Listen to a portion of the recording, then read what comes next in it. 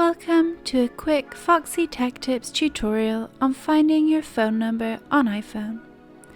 If you find this tutorial helpful, please consider subscribing to my channel and liking the video. There are two ways of finding your own phone number on iOS. The first way is to open the Settings app. In the Settings app, scroll down and open Phone. Your number will be displayed here.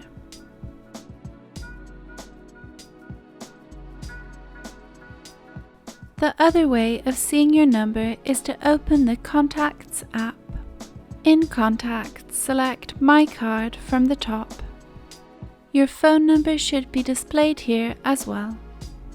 And that draws an end to this tutorial. Please like the video if you found it helpful, and subscribe to Foxy Tech Tips for more iOS tips and tricks.